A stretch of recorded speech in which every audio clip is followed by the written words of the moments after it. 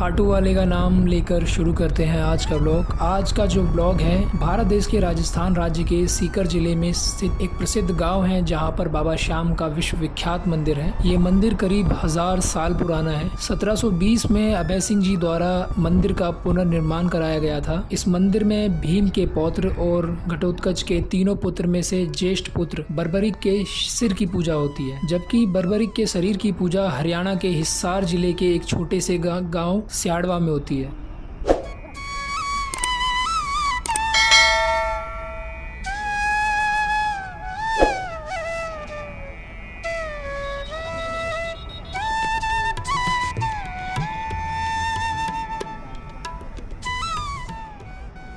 हिंदू धर्म के अनुसार खाटू श्याम जी ने द्वापर युग में श्री कृष्ण से वरदान प्राप्त किया था कि वे कलयुग में उनके नाम श्याम से पूजे जाएंगे। श्री कृष्ण बर्बरिक के महान बलिदान से काफी प्रसन्न हुए और वरदान दिया कि जैसे जैसे कलयुग का अवतरण होगा तुम श्याम के नाम से पूजे जाओ। चलो चलो चलो चलो।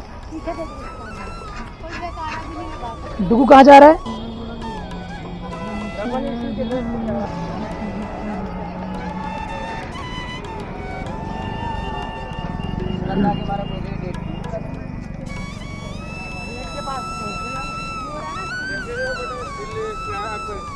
डुगू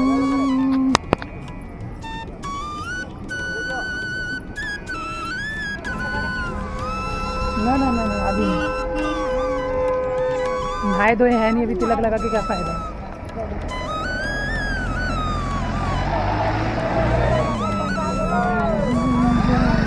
श्री श्याम बाबा की अपूर्व कहानी मध्यकालीन महाभारत से आरंभ होती है। वे पहले बर्बरिक के नाम से जाने जाते थे। वे अति बलशाली गदाधारी भीम और माता अहिलावती के पौत्र हैं। बाल्यकाल से ही वे बहुत वीर और महान योद्धा थे। उन्होंने युद्ध कला अपनी माँ तथा श्री कृष्ण से सीखी थी। महादेव की घोर तपस्या करके उन्हें प्रसन्न किया और 3 अमोघ बाण प्राप्त किए। इस प्रकार 3 बाणधारी के नाम से प्रसिद्ध नाम प्राप्त किया। दुर्गा ने प्रसन्न होकर उन्हें धनुष प्रदान किया था, जो उन्हें तीनों लोकों में विजयी बनाने में समर्थ था। महाभारत का युद्ध कौरवों और पांडवों के मध्य अपरिहार्य हो गया था। यह समाचार बर्बरिक को प्राप्त हुए तो उनकी भी युद्ध में सम्मिलित होने की इच्छा जागृत हुई। जब वे अपनी माँ से आशीर्वाद प्राप्त करने पहुंचे तब माँ को हारे हुए पक्ष का साथ देने का वचन दिया और वे अपने नीले रंग के घोड़े पर सवार होकर 3 बाण और धनुष के साथ कुरुक्षेत्र की रणभूमि की ओर चल पड़े।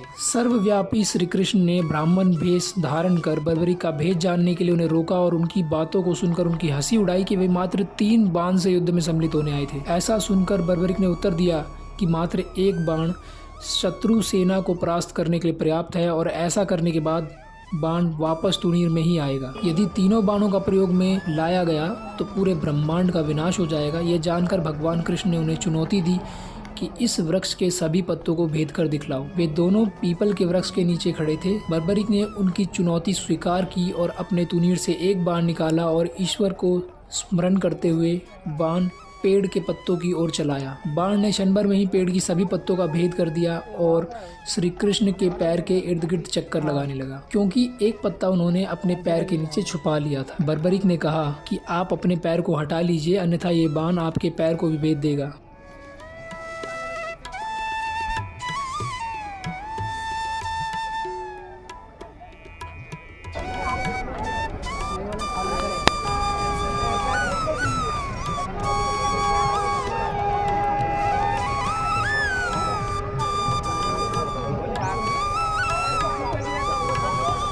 देख लो।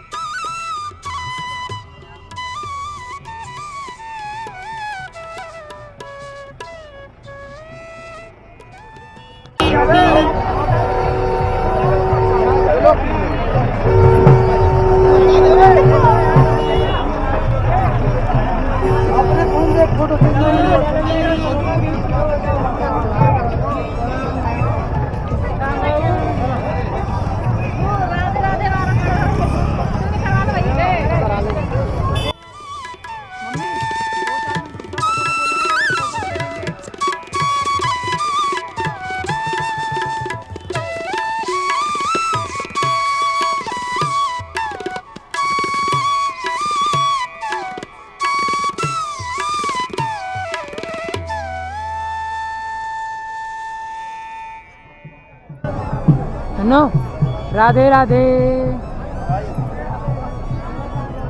तत्पश्चात श्री कृष्ण ने बालक बर्बरिक से पूछा कि वे युद्ध में किस ओर से सम्मिलित होगा। बर्बरिक ने अपनी माँ को दिए वचन को दोहराया और कहा, युद्ध में जो पक्ष निर्बल और हार रहा होगा उसी को अपना साथ देगा। श्री कृष्ण जानते थे कि युद्ध में हार तो कौरवों की ही निश्चित है और इस कारण अगर बर्बरिक ने उनका साथ दिया तो परिणाम गलत पक्ष में चला जाएगा। अतः ब्राह्मण रूपी श्री कृष्ण ने वीर बर्बरिक से दान की अभिलाषा व्यक्त की। बर्बरिक ने उन्हें वचन दिया और दान मांगने को कहा। ब्राह्मण ने उनसे शीश का दान मांगा। वीर बर्बरिक क्षण भर के लिए अचंभित हुए परंतु अपने वचन पर अडिग रहे।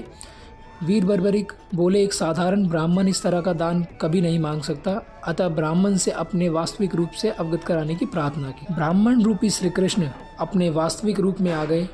श्री कृष्ण ने बर्बरिक को शीश दान मांगने का कारण समझाया कि युद्ध आरंभ होने से पूर्व युद्ध भूमि पूजन के लिए तीनों लोकों में सर्वश्रेष्ठ क्षत्रिय के शीश की आहुति देनी होती है, इसलिए ऐसा करने के लिए वे विवश थे। बर्बरिक ने उनसे प्रार्थना की कि वे अंत तक युद्ध देखना चाहते हैं, इसीलिए श्री कृष्ण ने उनकी यह प्रार्थना स्वीकार कर ली और इस बलिदान से प्रसन्न होकर बर्बरिक को युद्ध में सर्वश्रेष्ठ वीर की उपाधि से अलंकृत किया। उनके शीश को युद्ध भूमि के समीप ही एक पहाड़ी पर सुशोभित किया गया, जहां से बर्बरिक संपूर्ण युद्ध का जायजा ले सकते थे। फागुन माह की द्वादशी को उन्होंने अपने शीश का दान किया था। इस प्रकार वे शीश के दाने कहलाए।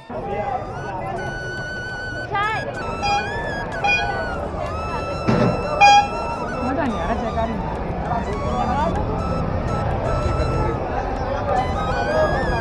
बोलो खाटू वाले की बढ़िया। अब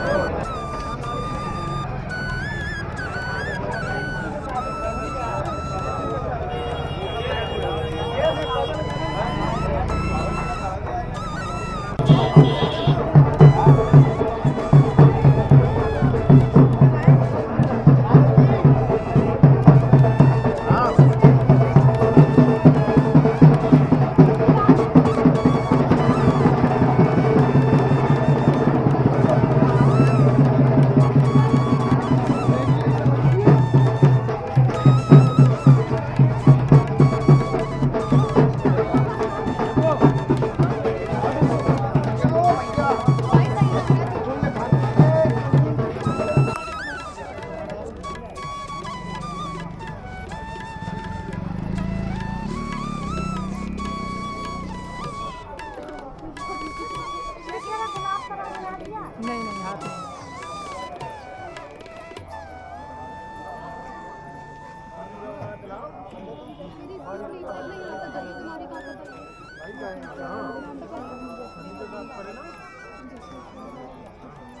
महाभारत युद्ध की समाप्ति पर पांडवों में आपसी विवाद होने लगा कि युद्ध में विजय का श्रेय किसको जाता है। तो श्री कृष्ण ने उनसे कहा, बर्बरिक का शीश संपूर्ण युद्ध का साक्षी है, उससे बेहतर निर्णायक भला कौन हो सकता है। सभी इस बात से सहमत हो गए और पहाड़ी की ओर चल पड़े। वहां पहुंचकर बर्बरिक के शीश ने उत्तर दिया कि श्री कृष्ण ही युद्ध में विजय प्राप्त कराने में सबसे महान पात्र हैं। उनकी शिक्षा, उपस्थिति, युद्ध नीति ही निर्णायक। उन्हें युद्ध भूमि में सिर्फ उनका सुदर्शन चक्र घूमता हुआ दिखाई दे रहा था, जो शत्रु सेना को काट रहा था। महाकाली कृष्ण के आदेश पर शत्रु सेना के रक्त से भरे प्यालों का सेवन कर रही थी। श्री कृष्ण वीर बर्बरिक के महान बलिदान से काफी प्रसन्न हुए और वरदान दिया कि कलयुग में तुम श्याम नाम से जाने जाओगे, क्योंकि उस युग में हारे हुए को साथ देने वाला ही श्याम नाम धारण करने में समर्थ है। युद्ध के बाद की कथा। युद्ध के बाद बर्बरिक द्वारा पांडवों के अभिमान का मर्दन हुआ और उसके बाद उनके शीश को रूपवती नदी में प्रवाहित किया गया। शीश बहता हुआ खाटू नामक गांव में पहुंच गया। इसके बाद रूपवती नदी सूख गई और बर्बरिक का शीश वहीं दबा रह गया। उसके कई वर्षों बाद राधा नामक एक गाय थी। वह गाय दूध देने में असमर्थ थी, इसी कारण उसके मालिक ने उसे छोड़ दिया था। गाय घूमते हुए उस स्थान पर पहुंची जहाँ बर्बरिक का शीश दफन था। वहाँ पहुँचते ही उसके थनों से दूध बहने लगा, जिसके बाद खाटू के राजा को इस बात का पता चला तो वे स्वयं वहां पर देखने के लिए गए। वहां खुदाई करके उन्हें एक चीज दिखा, जिसके पश्चात एक आकाशवाणी हुई कि यह ज्येष्ठ घटोत्कच पुत्र बर्बरिक का शीश है, जिसे श्री कृष्ण द्वारा उनके नाम से पूजे जाने का वर है। ये कलयुगी कृष्ण है, इनके लिए विशाल मंदिर का निर्माण करवाओ। आकाशवाणी के कुछ दिनों बाद मंदिर का निर्माण शुरू हुआ और देवउठनी एकादशी के दिन बर्बरिक के उस शीश की स्थापना मंदिर में हुई और वे बर्बरिक से खाटू श्याम बन गए। इसी कारण देवउठनी एकादशी के दिन बाबा श्याम का जन्मोत्सव मनाया जाता है। खाटू जी की जय जयकार, खाटू जी की जय जयकार। अभी चुप रह जाओ, जयकार लगाना। खाटू वाले की बोलो, हारे के सहारे की।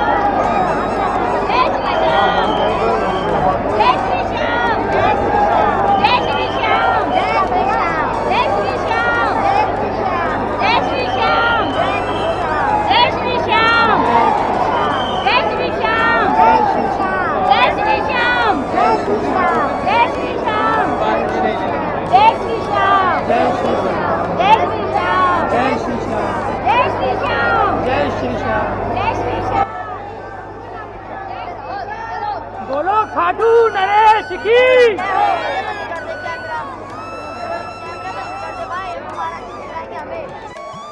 चलो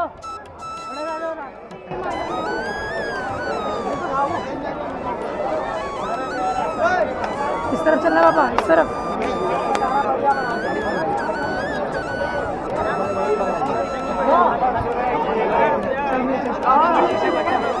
ये आएगी। चलो चलो